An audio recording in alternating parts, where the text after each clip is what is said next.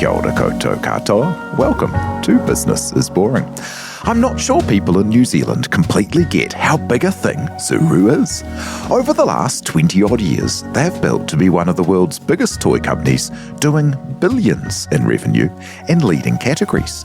They've also shaken up stale retail grocery product categories and have used the profits to build out what could be a world-changing approach to building. Anna Mowbray built the business with her brothers, living and working across China and Hong Kong until caught here by the pandemic. What does it take to grow such an impactful company? How do you get the systems and culture? And then why, once you've done it once, would you go back in to launch another startup, like Anna recently has with Zeil, an app looking to do for recruitment and career building what apps have done to dating, news, and social networking? Joining us now to talk the journey, the purpose leading Zeil, and what's next, Anna Mowbray joins us. Tanakwe, thank you for being here. Thank you so much for having me, and what positive energy you bring first thing in the morning. I love it. Bouncing around reading the intro. So, take us back to the beginning there. Like, how did you come to be part of Zuru in those early days? And what was it like? Because there's kind of the stories in the world about, sleeping on the floor and living in rural China and the like. And it sounds bananas. How hard? Yeah, it certainly was bananas. How did I first come about heading over to China and joining what was to become the rocket ship of Zuru? Matt, my older brother, originally founded the business, and he started off actually when he was 12 with his first ever product, which was a kit set model hot air balloon. Which fast forward sort of 12 years, he started to want to commercially manufacture. And as part of that journey, he decided that the best place to be was actually over in China. 90% of the world's toys were made out of China, and it was just the ideal location to be situated to be able to really build a vertically integrated business. And so he sort of kept on chatting to me and trying to convince me to come over and join him in China. And I was actually halfway through a 4-year degree in food technology at that point in time. And all of the other siblings hadn't completed a degree, so I've got 3 brothers. And I turned around to him and said, no, I'm going to be the first of the family to actually get a degree. You're going to have to wait until I'm finished. So I finished up my degree in food tech. I actually had a scholarship from Furuko to go and work with them. And I think I lasted about 8 weeks before I upped and jet set it off to the middle of China. And it was an incredible, exhilarating, thrilling, crazy, mad journey in the sense that I'd never really travelled. I hadn't even been to the South Island. And here I was heading straight into the middle of Guangzhou, and not even into the middle of Guangzhou, a city of 15 million people, but out to a tiny little subsector of Guangzhou called Huadu, where there were less than 1 million people, just over 1 million people in Huadu at that point in time, which ultimately is, almost was a quarter of the New Zealand population at that point, but a tiny little blip on the radar of the great scale of China. And so, I just remember getting in there and just being blown away by the chaos, the madness, the intensity. You're walking into a city that is just abuzz with energy until midnight, and then doesn't wake up the next day until 10. And it's just so vastly different to what we had experienced growing up as country kids in New Zealand. But those stories are all true. I was living in the factory, an hour and a half out of the centre of Guangzhou, where there was really no other foreigners. I would have probably been, and I can quite convincingly say, the only white female in Huadu. And here I was living in a factory floor. My bedroom was literally off the side of the offices. My shower was above the toilet for all of the factory workers, and we all ate a shared lunch. We had one chef who we fondly named Ai, and she would cook for us every single day. And those meals, I remember budgeting for them, right? And they were literally 4 RMB per meal, which is about 50 cents New Zealand per meal for lunch and dinner. And I think between Matt and I were both living in the factory through those first sort of at least 5 years of being over there. And Matt and I spent over 10 years living in China, firstly in Guangzhou and then later down in Shenzhen, before we moved on and finally positioned ourselves down in Hong Kong for a couple of years before coming back to New Zealand. But it was pretty intense. We were living hand to mouth. We had no money. We were literally scraping the barrel on a daily basis just to be able to support the business. I remember so fondly our really early employees, and there was a handful of them that I would literally on a monthly basis have to approach and sort of say, hey, how much can you survive on this month? If you don't mind, we just won't pay the remainder of your salary because we just need to push that towards this next purchase order.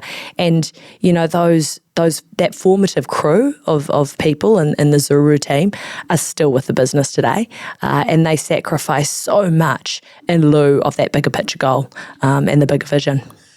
What was the thing that drove you to go so all in, and why was it so important to be there? As lots of people have managed to, manufacture and produce and have partners in China without being so boots and all in, right? Yeah. And I think what allowed us to go so all in was the naivety. We had no understanding of how to do business any differently. But the one element that we did know was being as close as possible to the source of the manufacturing would enable us to have a better understanding than anyone else across the industry into our sector and into being able to build our sector in the most cost-efficient, effective fashion possible. And I think this was the thing that really set Zuru apart from, and still does today, from any other organisation in the toy industry, is our vertical integration, is the element that we have around knowing our business better than anyone else. We're so close to the source, which gives us this incredible ability to maneuver quickly, to manage quality at a higher level, to build automation faster and more impactfully than anybody else, to have that lower cost infrastructure, which ultimately enabled us to have a quicker path to profitability, and then ultimately to be able to optimize and build efficiency into our profitability more effectively than anybody else in the industry. So it just comes down to those nuances, right? I could tell you, exactly what the hourly rate is per employee across, 5 different regions of China. I can tell you what the cost is of a kg of more raw PVC plastic. I can tell you what my hourly cost is to run an injection molder. And understanding those nuances enabled us to have the best foundational elements to be able to negotiate, to be able to manage our production lines, to be able to maneuver quickly, and to be able to ultimately focus then on innovation in the product development cycle and nurturing that until we found our winners. And when we did find our winners, we had this incredible foundation to be able to leverage off of. So, being close to the source was really impactful for us. It was difficult. We had to sacrifice so much. I spent all of my 20s living in China. I don't think I would have had a day off in my 20s, right? I mean, we worked hard and we were consistently focused on betterment. How do we do a better job of everything we're doing on a daily basis? And ultimately, that was our superpower, right? We were just so naive, so driven, so tenacious, and we just didn't know any different. Success was the only path forward. Yeah, what do you think made you have that sense of belief and powered that drive to be better and because even just to have in the head the idea of having like one of the world's biggest toy companies and then believe it was within reach, going from no capitalization really, tiny amount to get started with, right? And then plowing everything back into the business. Where did that belief come from before you had the big accounts and the big hits? Yeah, I think, everything comes back to those formative years for you, right? And your upbringing and the values that you get built into you as a child. And, we were incredibly privileged to have parents who supported our dreams and pushed us to dream big. And Dad, no matter what we were doing, used to consistently say to us, and how are you turning that into a business? And how are you monetizing that? And where does that lead you? So he was a firm believer in the power of being self-employed. And so, the fact that he nurtured that within us enabled us to unlock it without hindrance. So we were able to actually move down that path with confidence. And that is such a powerful thing to get given as a child, to understand that there really isn't such thing as failure, right? I mean, it's literally an opportunity to learn. And as soon as you look at failure for the negatives, or even call it failure, I think you're going backwards, right? So, I mean, I often get asked, what is your biggest failure? And I really struggle with that question, because I honestly, and I can tell you right, hand on heart, I never look at anything as a failure. I literally look at it as an opportunity to do better next time. And I think that comes so much from those foundational elements that we had as children. I mean, we grew up in a household where there was no such thing as can't. I was not allowed to say the word can't. And if I said it, Dad would come up and would literally have a half-hour lecture around why that thing I'd said I can't do could be done. It was just such a positive environment that we grew up in, and that really came through in everything that we've been able to achieve as adults. And that's amazing, hey, because there's something very true about New Zealand's scale that means that it's so small that even if you are a big dreamer, you don't really know how big things can be. And then the scale of China is so enormous, just so wild when you've come from a small country. But then to compound that, to be in a rural area outside of outside of the main centres and stuff, and not be travelling through and seeing that. So it's kind of amazing what mindset can do, hey? Oh, I could not agree more. Mindset is absolutely everything. And, as soon as you're able to channel that into the right direction, what you can achieve is, it really can surpass your dreams and goals. I mean, you talked earlier about, the goal to become the biggest toy company in the world. I mean, it didn't start there, right? We started off with a goal to just make great product that we could ultimately sell into America. And then we started making great product that we could sell into America. And then we wanted to, go bigger. We wanted to hit the top 10 toy companies in the world, and then we wanted to hit the top 5, and then we got to wanting to become number 1, right? So, I mean, these dreams, they don't have to start as huge and audacious and big as that, but as long as you're always moving forward, that's the ultimate. Mm-hmm. You mentioned before the vertical integration. I think a really amazing example of that is the way that you responded to the COVID PPE shortages, where the whole world at the beginning of COVID was scrambling to try and find masks and hand sanitizer, and there were shortages everywhere, which, people may or may not remember. And then you, spun up out of nowhere entire factories to produce these things in the middle of a shortage, and then managed to get them. Tell me about that process and how that vertical integration kind of works or allows that. Yeah, that was one of the more manic times of my life. I think I still have a bit of PTSD over that. But I came back from China right at the start of the COVID pandemic, and leaving China, which was, in an absolute flurry around COVID. We had masks going in everywhere. We had temperature checks on every employee coming into the offices. We had factories starting to be shut down. We had airports starting to go under lock and key. And then coming into New Zealand, where we were completely nonchalant. There was nothing. I remember walking into the Auckland airport and just being shocked at the fact that it was empty. Right, I'd come from chaos into that, and I remember landing and thinking, whoa, we've got a problem on our hands. And within sort of 24 hours of arriving back in New Zealand, I jumped on the phone to John Key, and I sort of said to him, what can we do to help? We've got a problem. We need to lock down. We need to figure out what we're doing as a country to protect ourselves right now, because if you saw what I'd just seen in China, you'd be feeling the same way. And that was sort of the precursor for moving into the space of saying, how do we in the private sector help the public sector to achieve something for the betterment of New Zealand and to really help in this scenario, which is going to get a little bit hairy. And so it was at that point, or shortly thereafter, that Rob Fife ended up heading down to Wellington and setting up the task force team down there.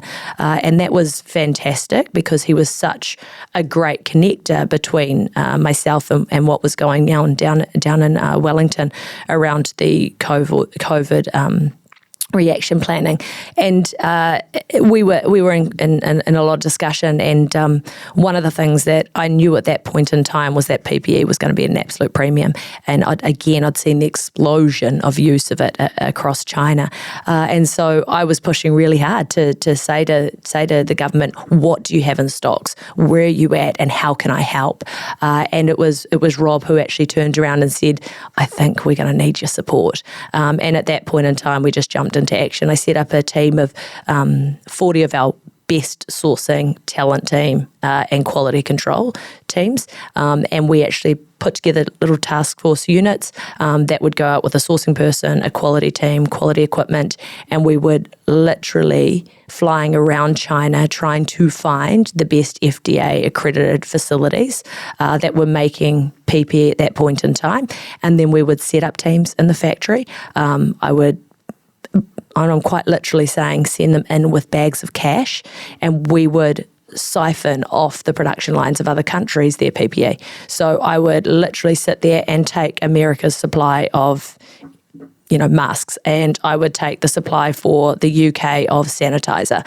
And because we were there on the ground with our people, it made all the difference, right? And at the same time as, taking those supplies, I would be organising trucks to come into the factory to collect it, to take it to our consolidation facilities. And then I worked with Air New Zealand, and we, ended up chartering, and I chartered in 6 Air New Zealand cargo planes and delivered that first lot of PPE sort of 2 weeks after we'd first started the initiative. And I think at that point in time, it was about 3 million pieces of PPE, which sounds like a lot, but that was nothing. It was a drop in the hat. And over the course of the sort of next 5 months, I brought in over 130 million pieces of PPE to support New Zealand and the population. But it was insanity. I mean, I literally would have worked 14, 16-hour days, and I was just on the phone to China trying to understand the nuances and the quality control elements of PPE production, understanding exactly how a mask was made, exactly how sanitizer was produced, exactly how nitrile gloves were produced, so that I could ultimately procure it in the best fashion. I mean, at one point I was buying material for the masks direct from the supplier, delivering it to the facility to ensure that our production could be made. And again, I was taking that supply of raw material off of huge other countries' supply chains, just because we had the people on the ground in position enabling, and it had enabled them to be able to achieve that and make it happen. And I think one of the key elements as well was that, we invested heavily into making sure that we're doing it in a safe fashion too. So I actually brought all of the quality control equipment myself. And so we'd go in and we'd test the raw materials, we'd go in and we'd test the production lines. And then we would do random selections off of the production flow as well, just to make sure that we were working towards those standards of efficacy that we needed to have on the PPE as well. So it was a rapid fire learning experience for me, but those are the times that I actually love. I really thrive in that newness, the excitement, the exhilaration of doing something like that. And I'll tell you what, this was a challenge.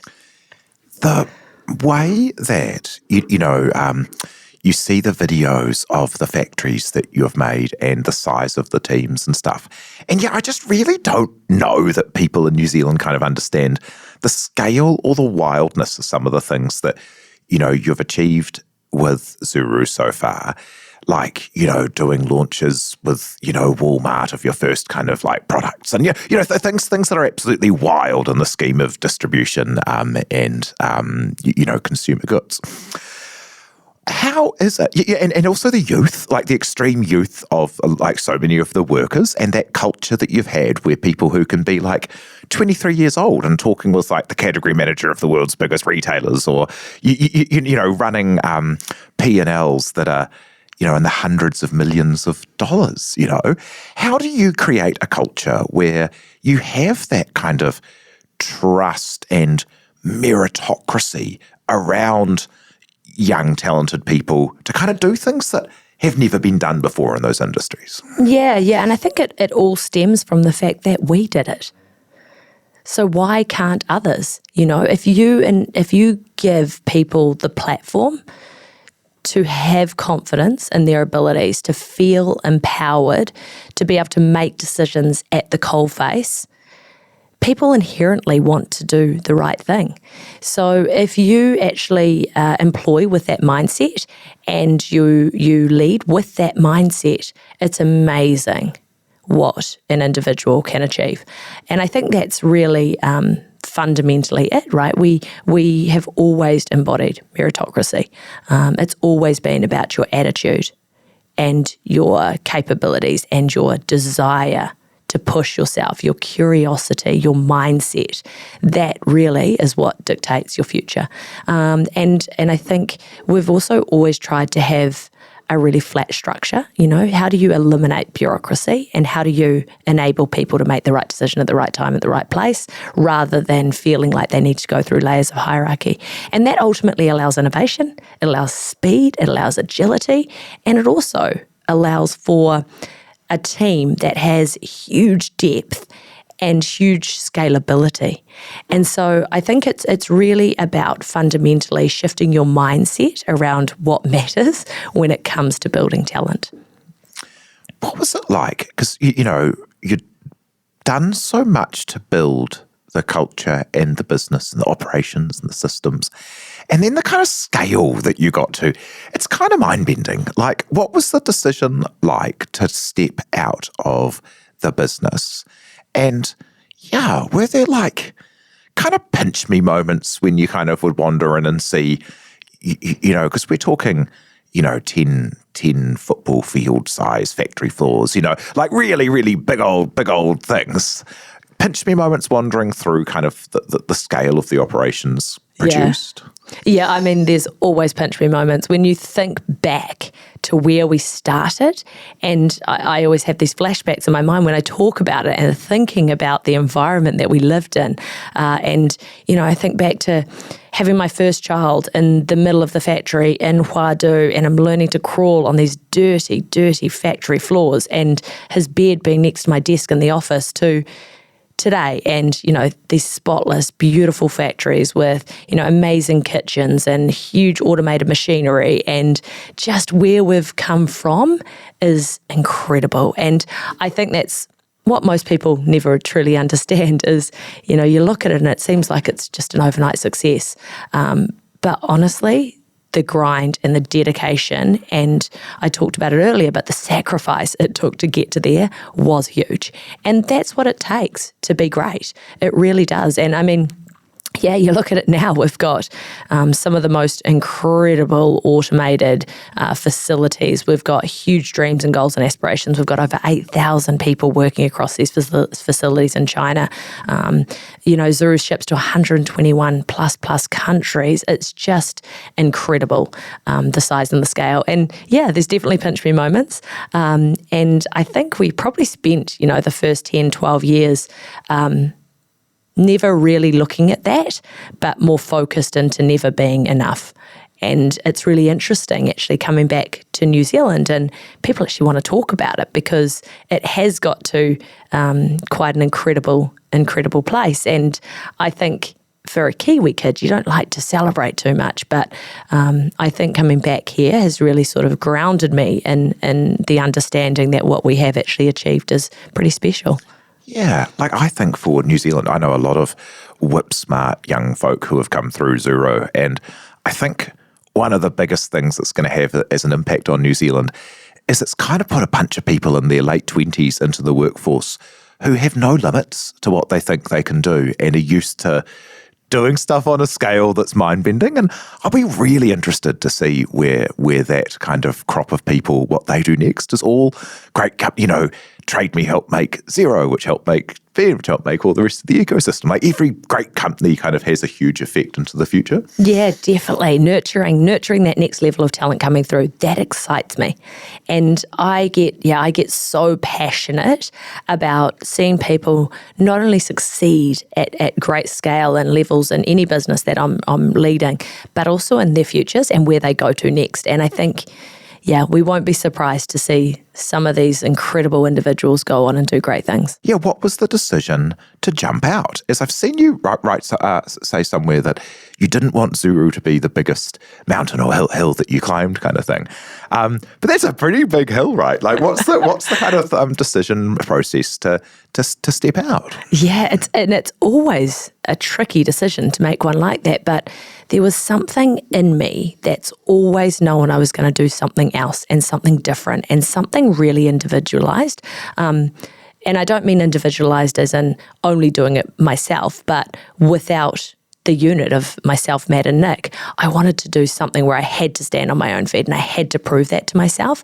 And so incredibly difficult decision to make, but one of the most empowering ones I've ever made, in the sense that, pulling yourself out from something that is so secure and so exciting and so dynamic, and then saying, I want to do it again.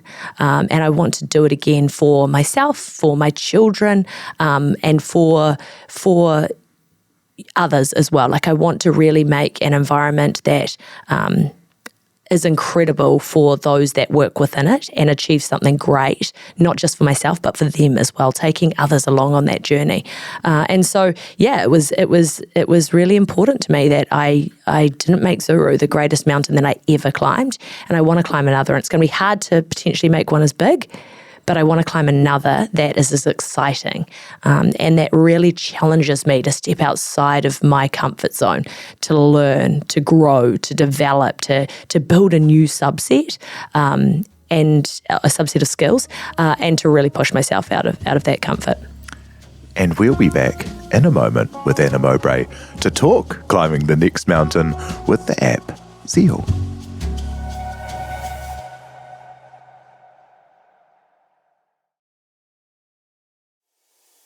Hoki mai anō, welcome back to Business is Boring, where we're with Anna Mowbray talking about starting Zeil. So, yeah, you mentioned, wanting to give yourself another challenge. It must be amazing to step out of a kind of world where you'd built it to a scale and you had the operations behind you that you kind of could make anything imaginable happen, right? Like, which is quite remarkable. And then have gone into a completely different world of software, making an app, building a, product in a small market to start with. Yeah, tell us about, what the idea was that led you to Zeil, and I guess like giving yourself that challenge of starting in a completely different zone. Yes, it was very outside of my comfort zone, and that's what I loved about it. I wanted to do something that stretched me in ways I'd never been stretched before and pushed my limits. And that's really the fundamental reason that I moved into tech and into the tech space.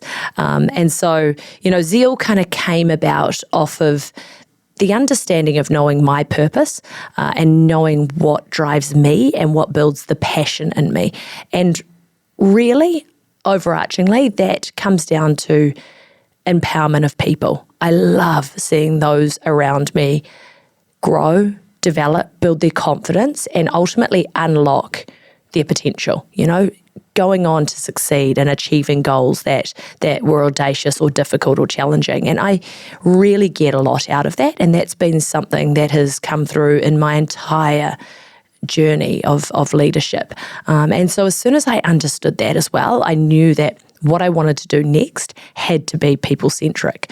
So I spent a lot of time looking up and down the people tech stack and trying to figure out where there was an entry point in this industry or area of expertise that I loved so much. And I very quickly realized that job marketplaces had never been disrupted.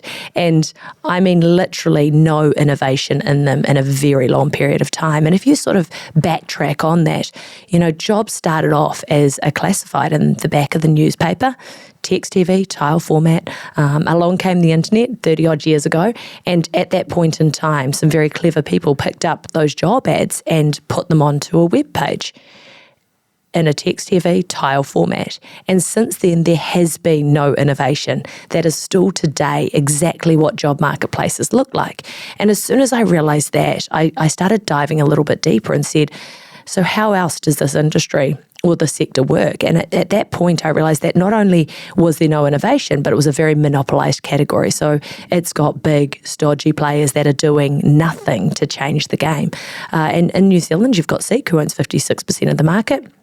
And because of that, they've been able to really have a declining innovation cycle, whilst at the same time simultaneously increasing their commercial models to their end consumers. So charging companies more whilst innovating less. And that's a recipe for success for your shareholders, but ultimately that's removing the competition and the layers of intricacy that are required to keep a sector progressing forward. And so I actually got really excited at that point in time when I realised that, and I realised that someone could come in and do something wildly different in this space. And don't get me wrong, this is an inherently difficult thing to do and to build, that being a marketplace, because you've got two sides of the equation that you need to add extreme levels of value for in order to be successful. And it takes time. It takes time, and it takes a lot of strategic forethought and planning and strategy. So I guess that gives you a little bit of an idea around how I came to the position of saying, what do we do in this space to really shake it up? And then I was sitting down at the desk one day, sketching away, trying to figure out what I was going to do in this space. And I just had that aha moment, and I sat there and I sketched up, a phone with a Tinder card in it, but I turned that into a job, and I said, we just have to build the Tinder for jobs. It was this aha moment of saying, I understand how well this whole concept of the swipe can work in this scenario, right? The ability to show intent and preference in one move and build visualization into the hunt. And, that first step for any job seeker is to have your interest piqued. And what's the best way to pique interest? It's with visual stimulation. So understanding that, and then coupling that with my deep entrenched knowledge of, recruiting within organisations, and then building upon that with, hundreds or thousands of conversations to some of our most experienced and progressive people in the HR sector, or who had started HR tech related businesses, enabled me to start to mould something that can be really meaningful in the sector. And I guess, when it comes down to a marketplace and adding value on both sides, for the candidate, it's really about building this amazing emotional journey. So really tapping into what are the trigger points for a candidate, and that comes first and foremost down to it being app first and app native, and then it comes down to being seamless and intuitive, and then it also gets layered with being fun and engaging, and in some ways a little bit gamified. But just simplifying the whole process and making it more emotionally engaging, more enjoyable for a candidate is a huge element. And then from there, we've got, there's a lot more innovation that's going to come on the candidate side down the track, which I'm excited for. But for now, that's a huge step change. And then for organisations, it's really about enabling organisations to manifest their stories, to utilise all of this amazing footprint to build storytelling, to build an emotive connection, to showcase who they are, to demonstrate what they can do for you as a candidate and how they can add value to your career path and your career journey. And so, thereafter as well, the ability for them to build brand equity and to really be able to tap into a talent pool in a different, new, unique fashion and way. Yeah, it's kind of wild how the job applicant process is still so anonymous and reactive, when so much of the world has gone into building social networks and building pipeline, and there's all these other areas of business and life where you wouldn't expect to sell a product if you had done no pre-marketing or built up a kind of audience who would be interested. Yet a company just puts a shitty-looking ad on a shitty website and expects to get great candidates. It's kind of bananas. Yeah, honestly, it is bananas. When you stop and you look at the space, you realize how backwards it really is. So, I mean, that for me is exciting, right? If I can come in and work harder than anybody else and be different and pave a new path and step outside of my comfort zone and really trial things, test and trial and talk to more people and keep the customer at the center of every decision, I won't get it right every time. I really won't. And there's going to be people that hate it. And there's going to be people that love it. And ultimately, if I take those haters and turn them into lovers and listen to them and try and learn off them and try and understand the preferences that we can get better, we can make change happen. And I think that's the goal. That's the plan. That's the strategy. And through all of that, if, again, coming back to my purpose, if we can empower people to find their space and their place, we can make societal change happen. So what will it kind of look like, or what does it look like now, and where do you see it going? As there's often two problems with a person listing a job. Either you get no responses, or you get like 300 and they're all nonsense. So yeah, how are you improving the way that people can view the jobs on offer and the companies who are asking you to come and work there? And how are you helping those companies have a better measure of who they should be following on with? Yeah, definitely. And I think that's you bring up a really good point. And I mean, one of the big challenges as well in New Zealand is that you've got a lot of internationals as well applying for jobs that don't necessarily have the rights to work here. So that's also one of the big challenges with getting a lot of applicants. But I think, it for me, it really comes down to thinking a lot more deeply around the psychology of the job seeker, what actually matters to that individual and how can we help deliver that to them in a way that matters. So one of the things that we've done is we've really built the entire platform around data points and the enablement of a job seeker to search for jobs that matter. So you can search by, the benefits and perks of a company or the cultural nuances of the company. I can look for all organisations that are B Corp or that have rainbow tick or pet-friendly offices or hybrid or remote, and really building a platform that takes that as the most important first step. So we really encourage and help push our organisations to go deeper on who they are and what they want to stand for, and then to deliver that in their job postings. And then on top of that, we're early in this development, but we're really on an incredible journey of trying to figure out how we can better use AI and large language models and natural language processing to make sure that we deliver more meaningful results to candidates. And, we've got really big goals and ambitions in that space as well, to be the best in the world at that. And we are not there yet. We've got an incredible path mapped out on how we want to achieve that, but it does take time, and it takes, data and understanding the nuances of interactions of a candidate in the platform as well, right? Like, what does a swipe left tell me? A pass. What does a swipe down, which is a save, tell me? What does a swipe right tell me about you as an individual? And how do I keep on pushing the needle towards becoming more meaningful for you in your job hunting journey? So I think that's a really important piece of the puzzle is being meaningful in what we do, so that we really appreciate and care for the time of the job seeker. And I remember having the one thing I wrote across the top of my wall when I was going through, the search for where we were going to disrupt is nothing in the HR process should have to be done twice. Yet we all know how repetitive it is, not just for candidates, but also for companies. And there's a lot of work to be done there to try and change that because it's far from seamless at this point in time. But I'm on a mission to try and improve that. And you mentioned before about like the difficulties of building a double-sided marketplace. I suppose all marketplaces are double-sided, but building a marketplace. So you've got two different audiences, and also that chicken and egg issue where without the candidates, you won't get the good job listings. Without the good job listings, you won't get the good candidates. So how are you using New Zealand as like a test case to kind of like scale and learn before going overseas? Yeah, I mean, New Zealand is incredible. The business community in New Zealand is phenomenal.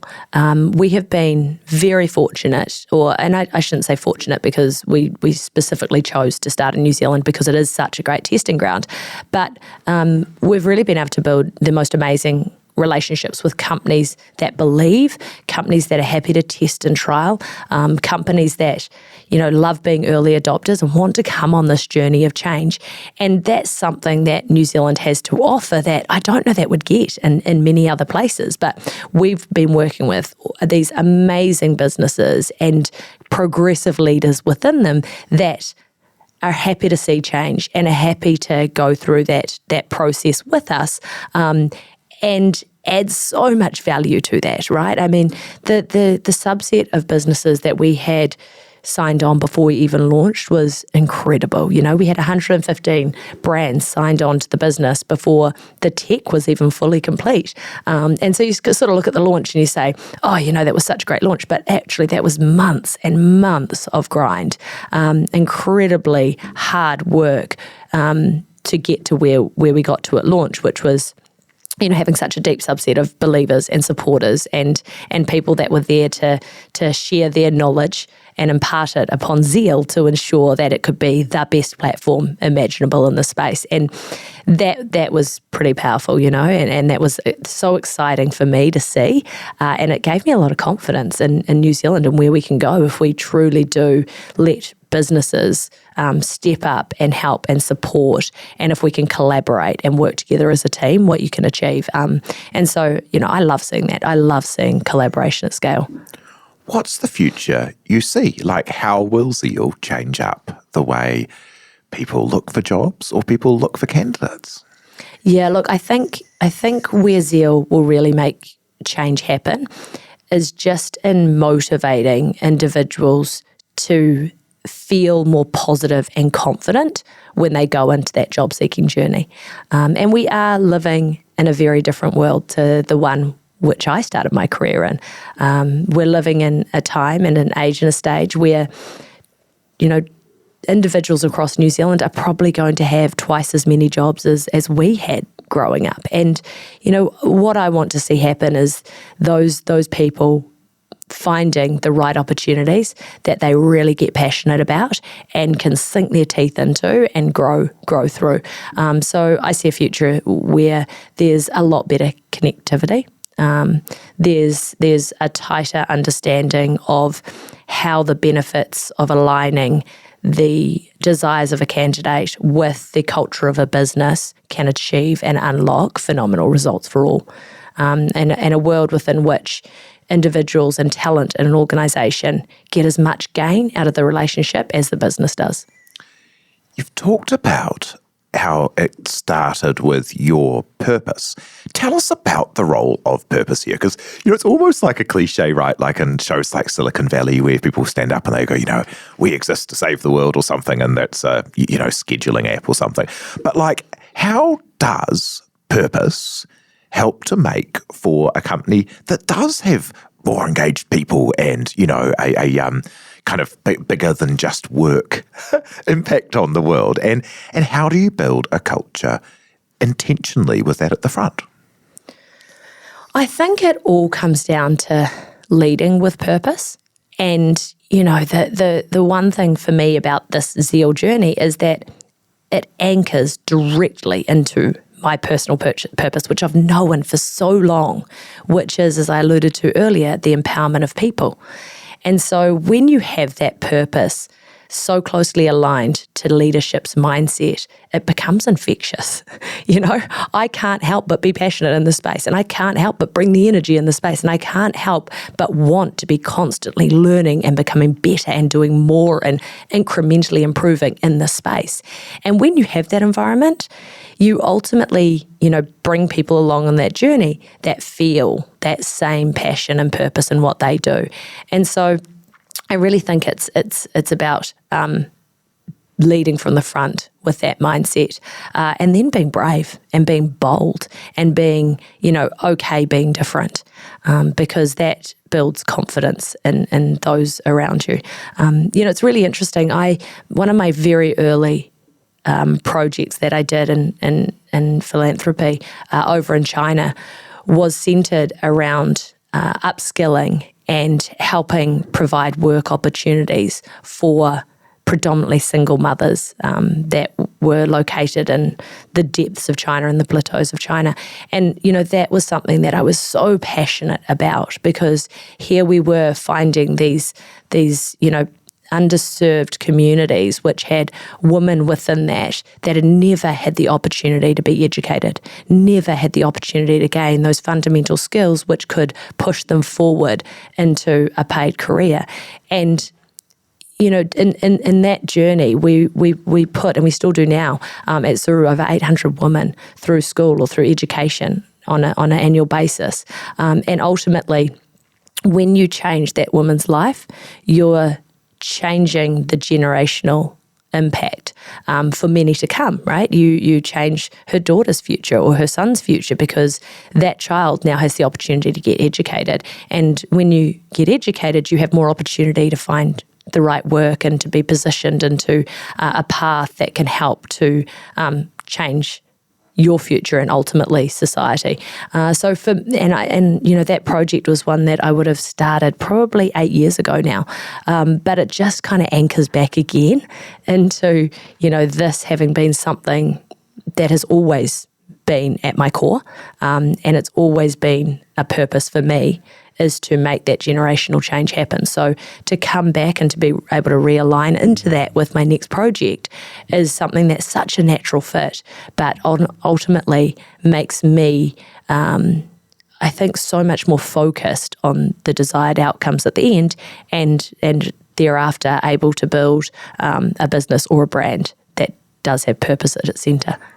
What would your advice be to people who do want to get into making things, at real scale and having impact on that kind of level? There's no sacrifice for hard work. Absolutely none. It doesn't come easy. You just have to keep going. So get up, get started, build a product that's useful, truly useful. Seek criticism. Be open to that. Build an environment of radical candor, and then don't stop pushing.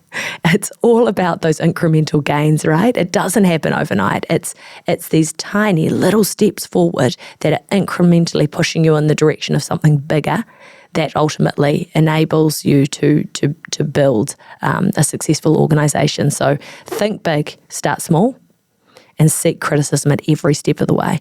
And then I think, the one thing as well that's so, so important is to shake as many hands as possible, eyeball as many people as you can, and really be a sponge for information. Ask deep, meaningful questions, and then be prepared to listen as deeply to the responses of those, so that you can really continue to grow your understanding in scenarios and situations, because, you will never be able to stop. You'll never stop learning as long as you constantly put yourself out there to be in that position to grow and to take on more. And as a final thought, what will success be for you personally and for Zeil? It's a tricky one. It's a really tricky one. I don't know that I want to cap what success looks like for me. I don't know. I know that success for me will be raising an incredible family. I really want to see my little ones go on to be passionate and driven and to love whatever they do. So raising great children will be the epitome of success for me.